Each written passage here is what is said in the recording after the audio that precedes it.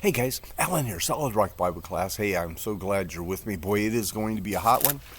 Hope you got something big to drink today, huh? And make sure it's good and cold. Hey, we're going to be talking about joy. I kind of think of joy many times as a child, in church, singing, I've got the joy, joy, joy, joy down in my heart. Or we sing, this joy I have, the world didn't give it to me.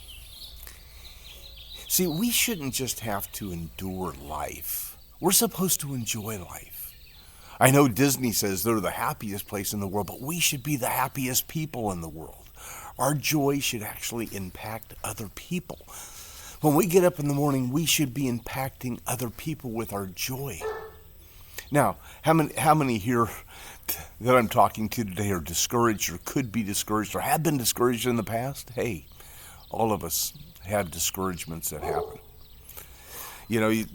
A bad day, what's a bad day? You wake up in the morning and you flip on the morning news and they say, here's the routes out of the city. Or, you get up all of a sudden, jump out of bed and you don't hit the floor.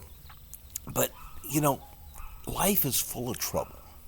Life's full of difficulty. Life is full of trials and sickness, hard times, economic bad times. You're going to have good weather. You're going to have bad weather. Things crash against our life on a daily basis. And so we're going to have this discouragement. We're going to have some sorrow. We're going to have some weeping. We're going to have financial difficulties at times. We're going to have dark days in our life. We're going to have uncertain times in our life. But the thing that God has taken and provided for us in all these hard times is joy. In Nehemiah, the 8th chapter, verse 10, it says, at the end of it, I'm just going to catch the last piece of it. It says, for the joy of the Lord is our strength. The Lord's our strength. It comes from within us every single day. This is where the joy comes from. We make a choice every single day. Are we going to have joy in our life, or we're going to walk around depressed and mope? In Psalms, the 30th division, verse 5, it says, for his anger endureth but a moment. In his favor is life. And then it says, weeping may endure in the night, or for a night, but joy cometh in the morning. When we wake up in the morning, it's a brand new day. We've got a brand new chance. And we can do with it what we want to do. And if we want joy in our life, we can have it there, no matter what hits us. In 1 Peter, the 4th chapter, verse 12, it says, beloved, think it not strange concerning fiery trials, which will try you, as though some strange thing has happened. It's not a strange thing that happens. We're going to have the problems. Verse 13, but rejoice. Be joyful, he's saying. But rejoice, inasmuch as you're partakers of Christ's sufferings, that when his glory shall be revealed, ye may be glad also with exceeding joy. So life is just too short to be unhappy. God doesn't want us unhappy. We're not going to attract people to ourselves and to Christ if we're unhappy. In John the 15th chapter, verse 11, it says, these things have I spoken to you, that your joy might remain in you, and that your joy might be full.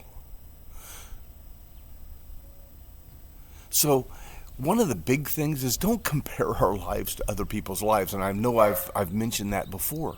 But our race is not somebody else's race. It's not our neighbor's race. It's not the person we see in church. It's not that person we work with. That's not the race God's given us. Live your life, the life God gave to you, and make the very best out of it. And the very best thing you can do is be joyful. I think many times people just, they kind of live under the circumstances, don't they? Many times I do it, and I think probably many times you do it too. We need to make decisions to not live under circumstances. We need to stay in a positive frame. You say, well, people upset me. Don't let other people rob your joy. You have to give them the power to take that, by the way. They're not making you unhappy. You've made yourself unhappy because you gave them the power. You have a choice. Joy doesn't depend on our circumstances. In 1 John, the first chapter, verse 4,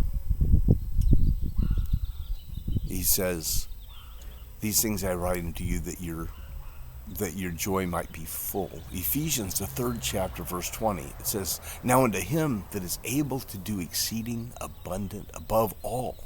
Who's that? That's God, right? "According to the power that worketh in us." So the thing is that the power is within us. It's within us. God's given us the power to be joyful in our life. And no matter what our circumstances is, we're able to be exceeding abundant above all, he says. So kind of the thought to finish up the day with here, more than anything, is rejoice evermore. Pull that joy that we're supposed to have in our heart, the joy, joy, joy, joy down in our heart. Pull that up. Make it part of your every single morning commitment that I'm going to have joy in my life, and I'm going to have that joy in my life, and I'm going to have it there today. Hey, this is Alan. I'm going to catch up with you just a little bit later.